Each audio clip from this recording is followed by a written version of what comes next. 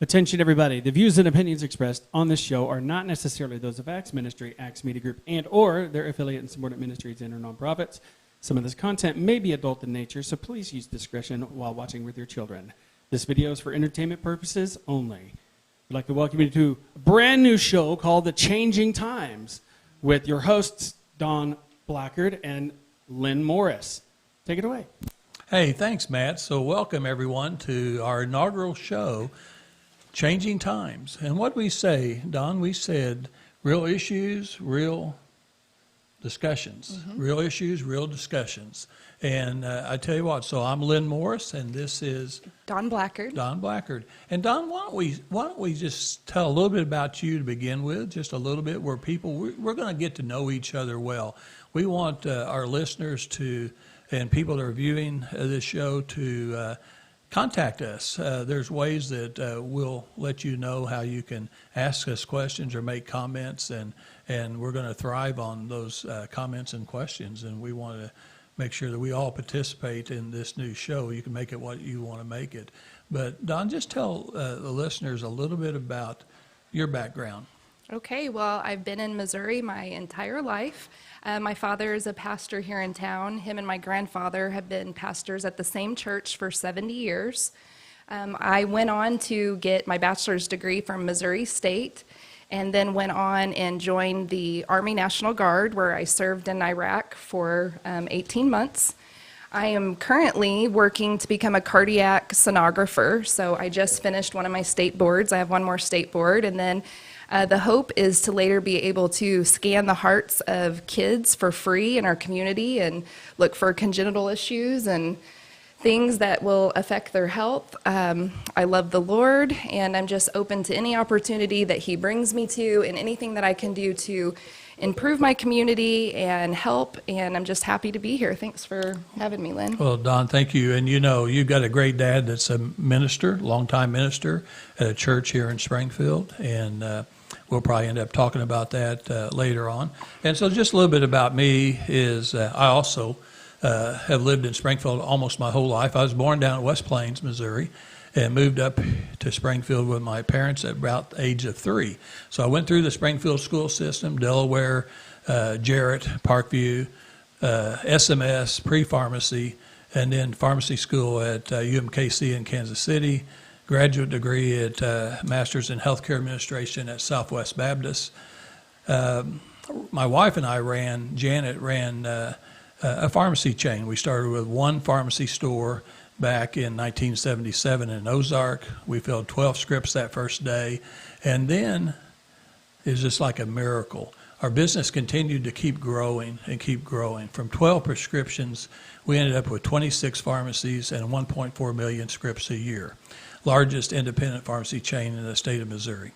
And we did that. We finally retired in 2018 after 44 years of running our pharmacy business. Later on, I ran for school board at Ozark. I served 2 terms, 6 years, as I'm extremely involved in education of young children, trying to make sure that our education experience is what it needs to be for young children. And we're going to have shows on that, too. Don and I have already talked about that, and there's a lot of us that we are so proud of our teachers and people that are helping young kids. But on the other hand, I just have to be honest with people. I don't really know. I have some suspicions that our public school system today may have some weaknesses that we need to look at and try to improve on. We can always make improvements, and we want to do that. And then somehow I got involved in politics, never thought about it, had somebody come to my house, wanted me to run for office. And so I did serve 8 years in this state house in Jefferson City, District 140, Eastern Christian County. And I was termed out last December.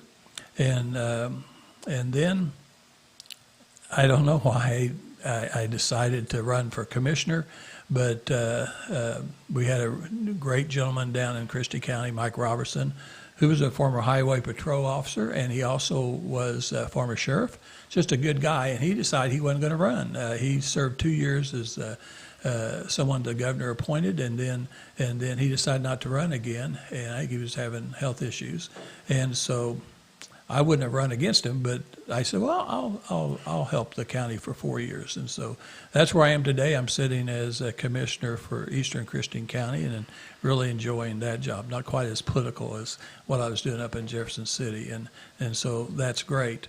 But we want to go ahead and introduce our guest today, Sergeant Mike. How are you doing? I'm doing well. How are you all? Good to be here. Well, I tell you what, thank you for being part of our first show. And we're going to have many, many shows over times, but we wanted, one of the things that Jim Whining told me is they had taken a survey with Acts Ministry Group and all their listeners and the people that view their programs, and that human trafficking was one of the top things that was a point of interest to. They had listed about 20 things that people were interested in on social issues, and so we decided to start with human trafficking. And because I think you're going to tell people that, some people think it's one thing and it may be something different, or you may think it's worse than it is. It's a serious issue, but I think you're going to give them a lot of background. So you've been with the Highway Patrol 22, 23 years? 23 years, yes. 23 years. Mm-hmm. That's well, thank you for your service. I mean, we are so proud of the law enforcement. At my house between Ozark and Nixa, I have two signs, one in the front and one in the back supporting the blue. Yes. So, and the guy that mows my yard on a weekly basis, he does it part-time with a group that does it full-time, but he's my guy, and he is a policeman in Springfield. Mm-hmm. And so on his day off, he's mowing yards for this company that mows yards. Right. And so he really enjoyed my last year when he came to my house to see my two signs. Yeah, imagine he appreciates it. Yeah, he really liked that. So yeah, we have that. So, and you really are public relations director, is that what? Yeah, I'm the Troop D Public Information and Education Officer. Okay. So my area, there's two of us here in Troop D. One's in the Joplin, Carthage market, and I cover the Springfield, Branson market. Okay. And how many officers are in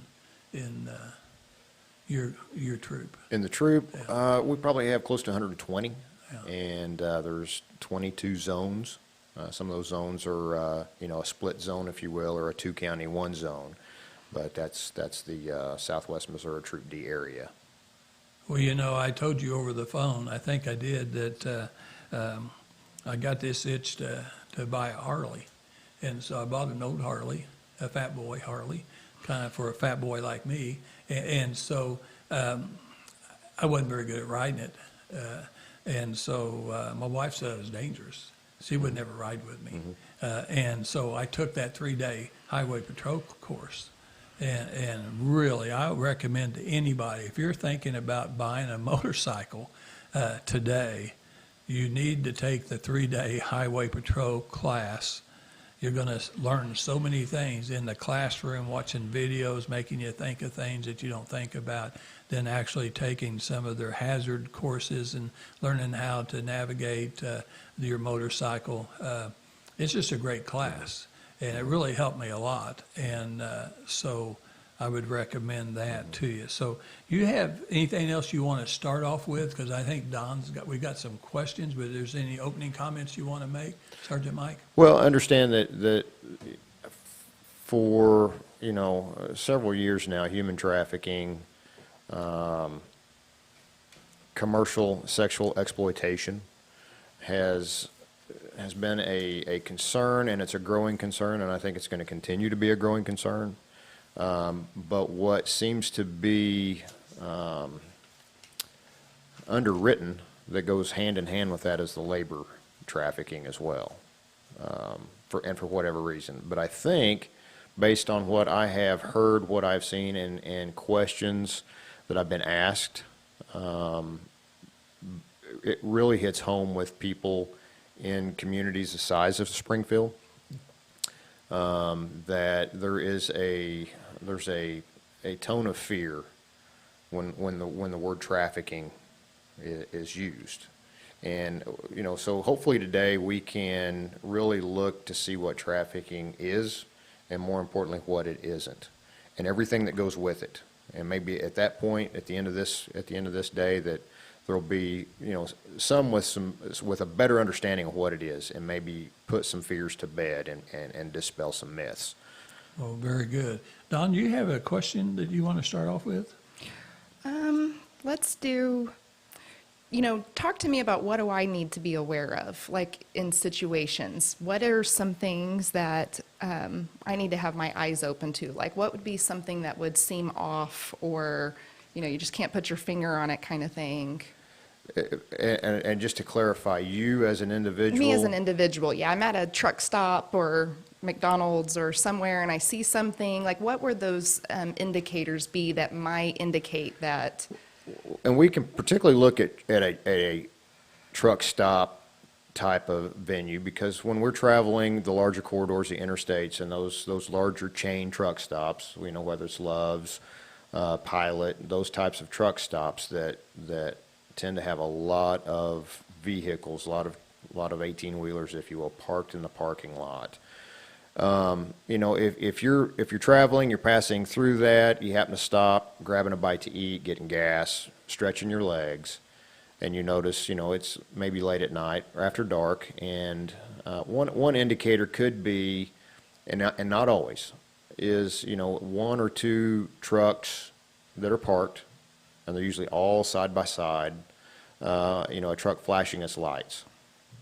If you see a 1, 2, 3, 4, or 5, whatever, females that are, in the parking lot area that are not necessarily affiliated with a passenger vehicle, that they've just gotten out of to stretch their legs, but they're going from one truck or going back into the main building and going from one truck to the next truck. And you may not see that like somebody handing out pamphlets. They're, to me, that's out of place. And that to me says something. Does that mean that there is a trafficking incident there? Not necessarily. So at that point, we need to, we would need to define what trafficking is and what it isn't. Other things are, unattended youth in these places that are, sometimes these truck stops on the interstates are remote. They're not necessarily next to a large metro area or a town. They may be in between, which is the purpose of that.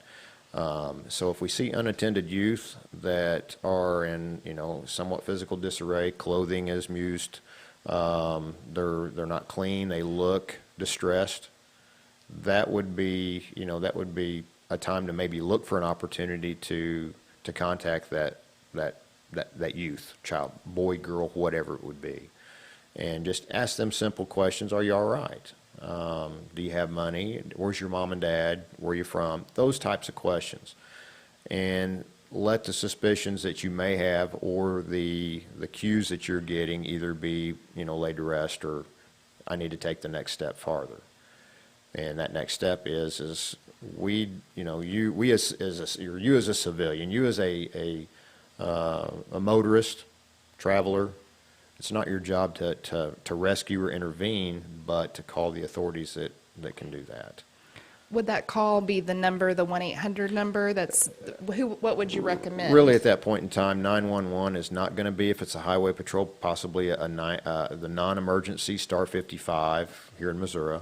Several other states have a similar star type number, but in Missouri it's star 55.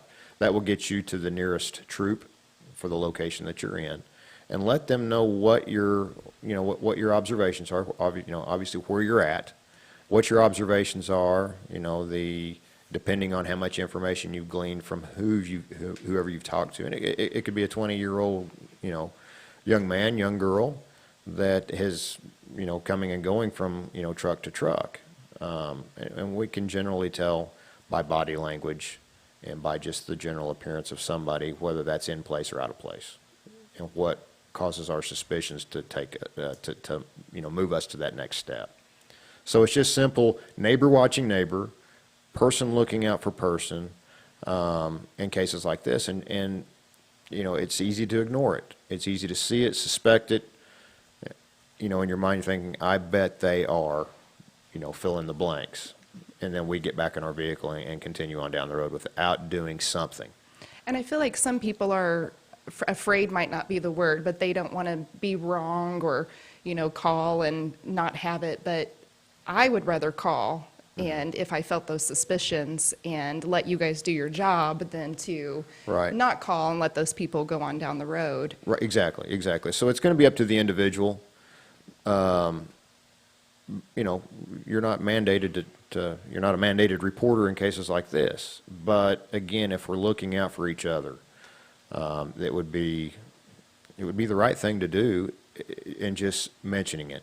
Because what that does is that can now place a trooper, a deputy, a city police officer in a position where they can at least go out and check it, and they can further, they can continue the contact with that person. And at that point, your road guy, your road trooper, your deputy, your city police officer, they've got the information and the resources to take that person's information based on what their responses are and send that up to the actual human trafficking unit, if that's what it looks like, and maybe what that direction is going based on appearance and responses. Yeah. And So we all need to have our eyes open. That's everywhere, looking out for everybody, Right. and just being really situational aware.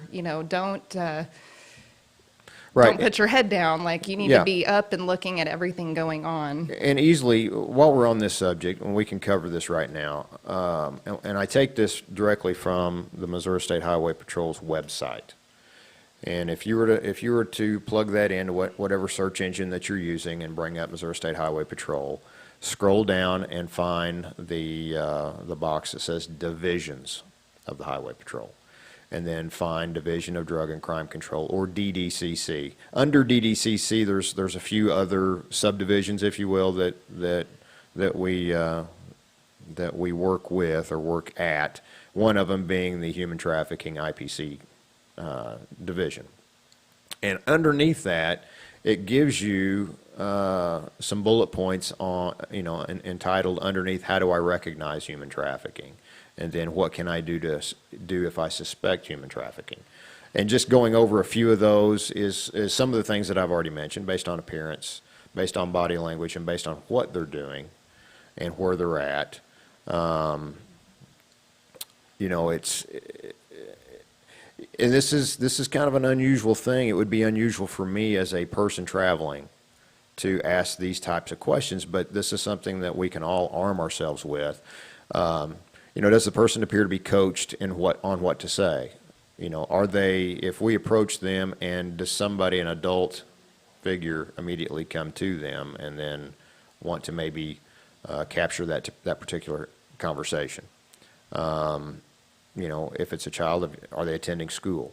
So these are questions that are going to be awkward, potentially. I know it would be potentially for me as just a citizen not having done this job. But based on what you're seeing, based on what you suspect, is the person disoriented or confused or showing signs of mental or physical abuse? These are things that are obviously catching your eye to begin with. And those are just a few. Will they make eye contact, or do they drop their head? Do they look scared? Are they on phones or asked to borrow your phone? Those types of things. So maybe it's going to be blatantly obvious if you know what to look for. And now you're in a position to help and do something. And what do?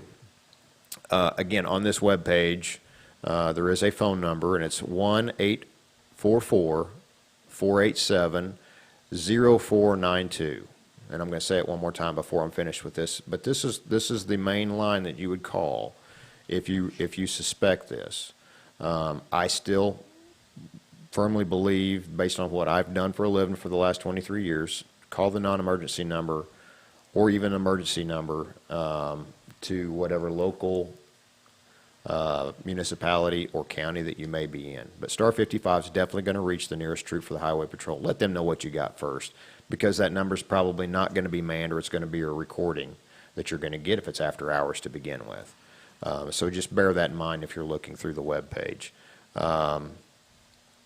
If you talk to someone you suspect is a victim of human trafficking, kindly ask each question. We'll watch it later. After almost I hope I What are they spelled doing? names Do they right. see their family? N-I-K-I? Do they keep any of the money that they earn? N-I-K-I-C-A-R-T-E-R. Yeah, Where have Carter we is gotten, spelled just like where the we come from president's to get last to that name, Jimmy point? Carter's last name. It's N-I-K-I. These are kind of fun. Apparently Like that's I can somebody get in your that ear and try You and know, you set it up, you just Someone's have people screaming for help. So you played along. So Yeah. Hey, What is this? here's an opportunity. I'm in From front of Orlando, you in a Arkansas. position where Yeah, that's in Nevada, Tennessee. The border. That's a big border. They may even tell Okay, them and their you story. might want to take these with Find you. them a safe place. You know, take them inside the truck You stop. want these here? And at that point, we need to be on the phone calling, Take those, because those are all booster cards.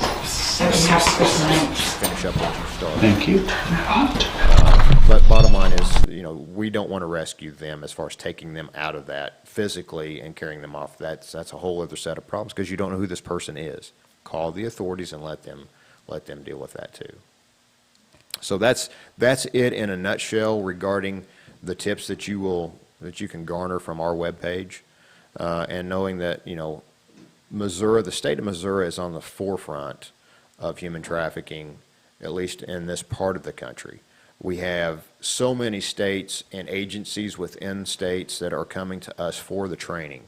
All of our troopers, well, the majority of the troopers in the state of Missouri have had what we call the IPC training, and that's for law enforcement exclusively. But what that does is it gives us those tools and to know what we're looking for from, you know, suspected, not only traffickers, but all those things that go along with it. And that's the sexual predators, those that have been found guilty of, convicted of a sexual crime, placing them in that category as a sexual offender. And they have a certain amount of criteria that they have to meet on a daily basis. And if they're not in compliance with any of those, then it is a violation of state law. So those things like that we become more aware of, and how those things kind of intertwine and entangle when it comes to the actual, you know, terminology or term of human trafficking that we use, which, you know, I'll get into defining what that is and what that isn't. Yeah, would you like to go ahead and define Yeah. that? So, you know, a lot of people, at least to my knowledge, based on, again, the questions that I've been asked and the curiosity that people have, is that human trafficking is the trafficker is the man or two men in the white van with the door open, you know, in a suburban area. Not true. Human trafficking, or the human trafficker, is the person that you don't see in the Facebook post of a car that has a zip tie on the windshield wiper, or a water bottle that's been zip tied to the windshield wiper blade, or sitting on top of the hood of the car, or on the side view mirror, or they happen to see that somebody's taken some type of a permanent marker and marked something on their rear bumper. That's simply not trafficking. That's more than likely, and I want everybody to understand this, that has derived someplace in years past as a post on some outlet of social media that is unsubstantiated, and it evokes fear unnecessarily in those that subscribe to what they see. It's just simply not true. And it seems like it comes around once a year, maybe twice a year, that you'll see a post on Facebook, hey, tell your family, tell your friends, tell your children to be watching out for this. This happened to a friend of mine, and she took a picture of, you know, this zip tie, if you will, that's been placed around the side mirror of her vehicle. And what this is to lead you to believe, well, I found this. I can't get into my car until I remove it. I can't use my windshield wiper blades because it's been zip tied, or it's got something placed underneath it to distract me so somebody can come snatch me up from behind. It's not true. There's nothing that has ever been substantiated. Can that happen? Yes, it can happen. Is this trafficking? No, it's not. More than likely, it is a prank that is an ongoing prank with, you know, kids that want to put this back out on Facebook or wherever and propagate the fear unnecessarily. So that's not trafficking. Those are not your traffickers. If that were the case, we would be working missing children, missing women, missing people in the Springfield area. We would have but we don't have any substantiated cases. We don't have any confirmed cases of that in this area. So please, you know, ease your mind, rest your mind that what you see on Facebook regarding that, it's not human trafficking. So that's what it's not. So human trafficking is basically somebody that uses force, fraud, or coercion to profit from a commercial sex act. That's what trafficking is. Okay, where does that actually come from? And I'll go back through just a few definitions here, but while we're leading into that, where am I going to find trafficking? When we're talking about sexual trafficking, is most of the time, statistically shown, brothels, strip clubs, escort and massage services, pimp-controlled prostitution on the street, and particularly on the internet. So when we look at the demand for human trafficking, because human trafficking is kind of the end-all, be-all when we put everything together on what we're talking about when we're talking about the sexual part of the trafficking. So we have to define what a commercial sex act is, and I think we all know what that is if we look at the world's oldest profession being prostitution. It's a sex act where anything of value, whether it's money, clothes, shelter, drugs, food, is being traded for sex. That is a commercial sex act by definition under Missouri statute. Again, sex trafficking occurs when someone uses force, fraud, or coercion to cause a commercial sex act with an adult or causes a minor to commit a commercial sex act. There doesn't have to be any fraud, force, or coercion for that to happen because we're talking about a minor. Okay, that's an important thing to note as well. Commercial sexual exploitation is basically commodifying a person as an object and trading them for sex for profit. That in itself, the commercial sex exploitation, as we talk about that, it happens when anyone is sold in the sex industry. And it is the demand which allows for trafficking. So basically it's this: the more of a demand there is for pornography and anything associated with it, as long as that demand is there, whether we have the ability to view that on a pay-per-view, video, internet, or if we're looking at anything in the sex industry being the prostitution, the brothels, things of that nature. Now, if I use the what they call CSE, which is the commercial sexual exploitation, along with that demand, we're not ruling out that it is still a very harmful and exploitive form, and it's usually always tends to be under the auspices of a system as a whole of being violent, because we're using force, fraud, or coercion to do that. But how do we get from A to Z in getting into being trafficked? We have to look at the vulnerabilities, and this is where it kind of goes back to originally talking about what are we looking for as just a citizen, and what are we looking for. We also have an obligation as guardians, as neighbors, as parents, to understand kids, youth that are in our life, and what the vulnerabilities there are. So a few of those being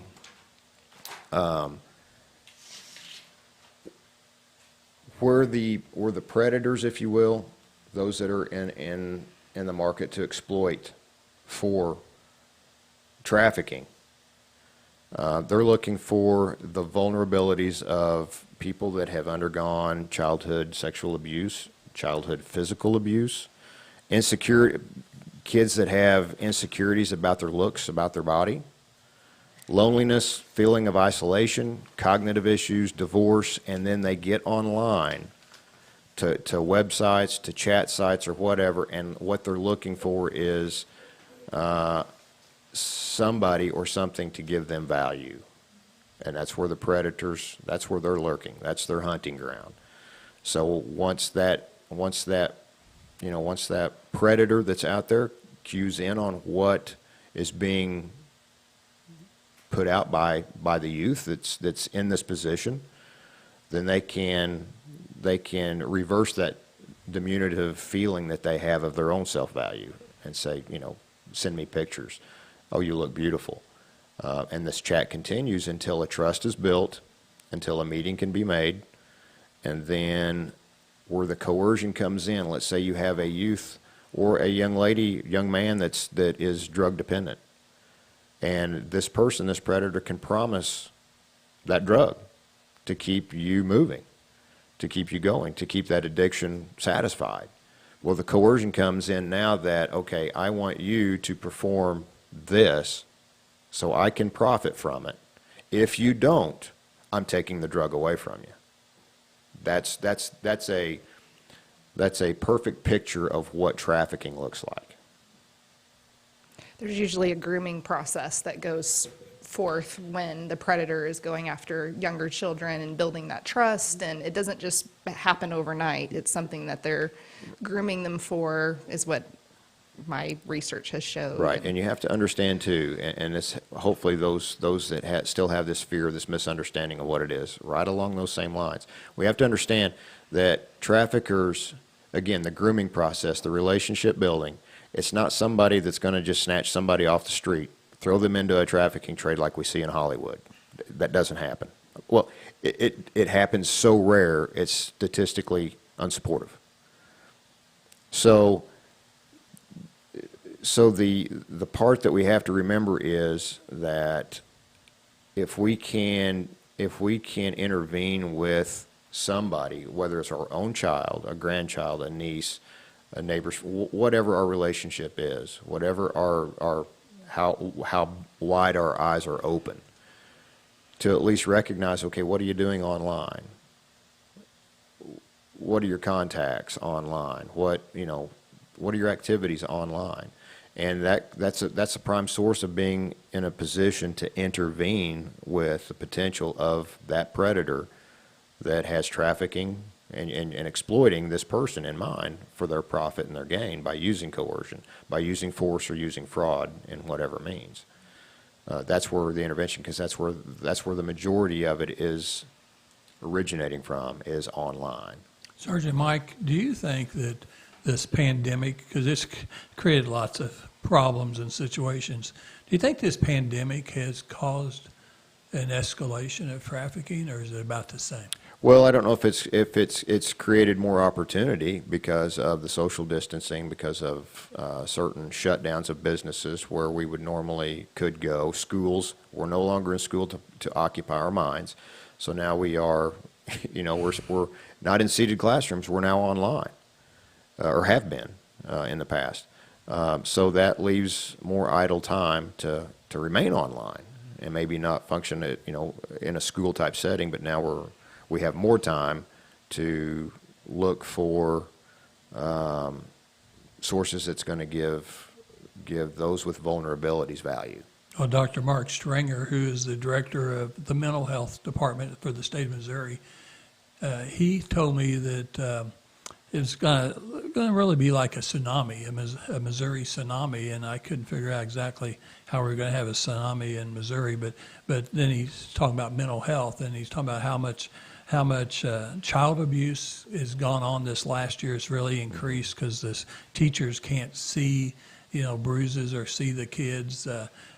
More spousal abuse, just all kinds of things going on, whether it be depression or anxiety or whatever. Suicides increased. Mm-hmm. And so it just, I just thought probably this pandemic would have increased, maybe make it easier to do this type of thing. Well, and again, going back to that, the time online has increased because of COVID. But let me give you some numbers here just to kind of give you an idea when we look at the year 2020, just the incidents that the trafficking unit for the Highway Patrol has responded to. In 2018, we had 41 incidents regarding intervention of protecting children, and or human trafficking. In 2019, it increased from 41 to 171 incidents.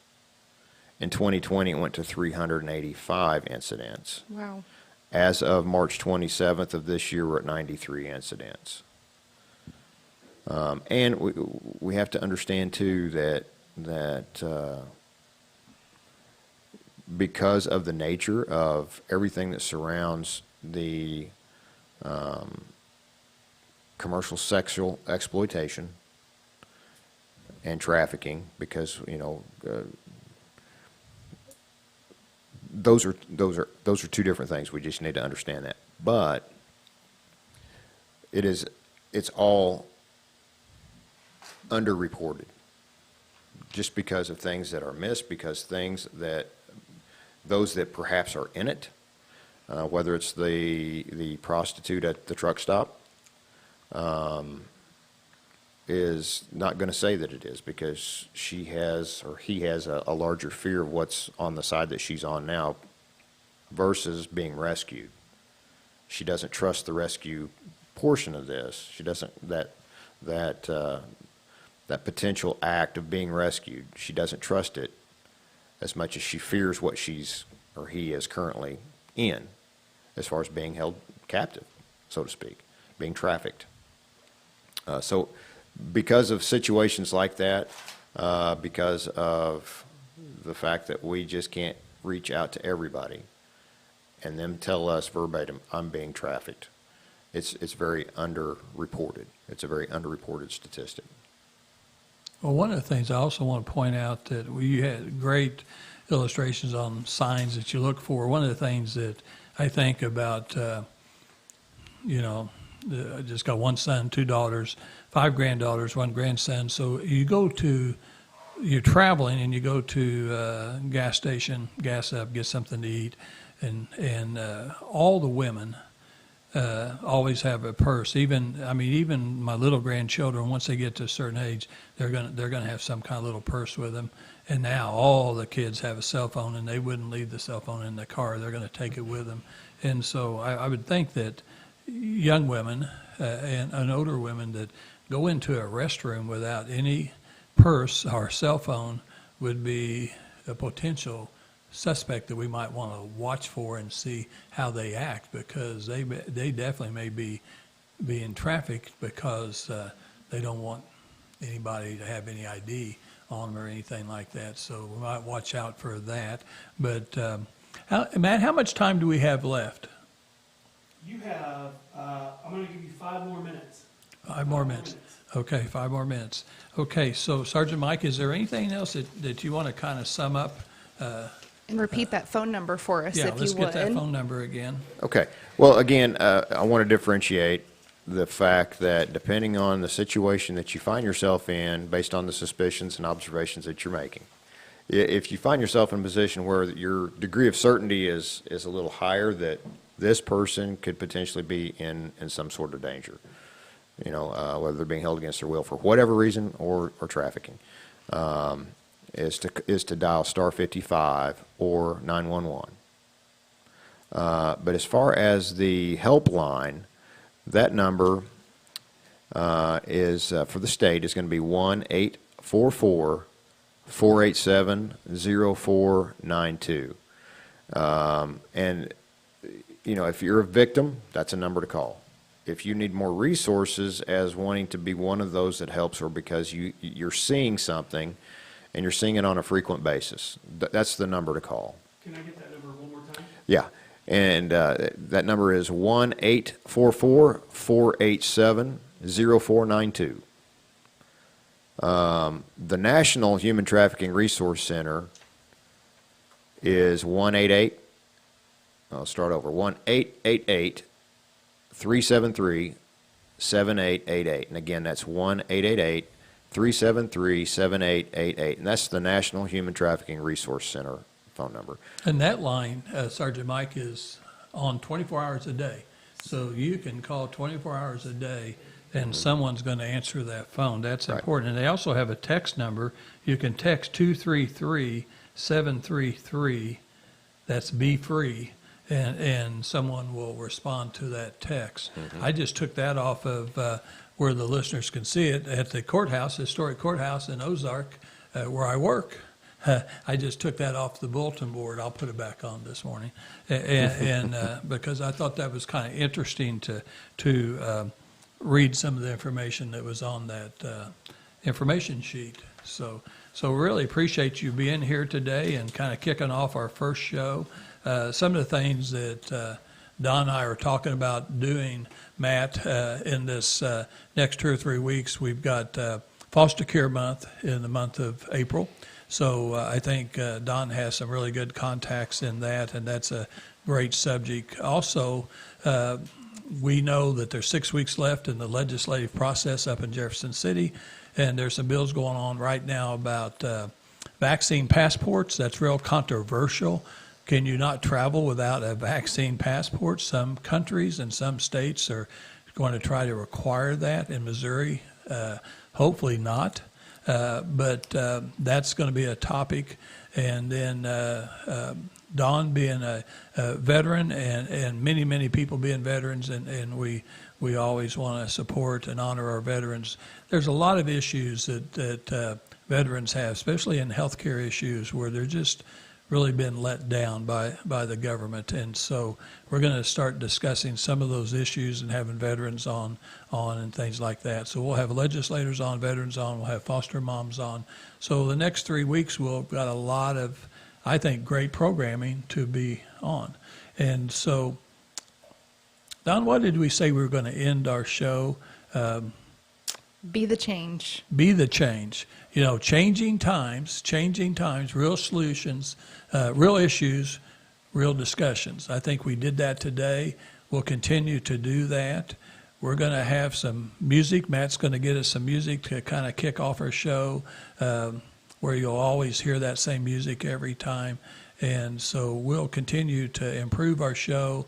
Hope you enjoyed it today, and we'll be back next Wednesday, same time, 10 a.m.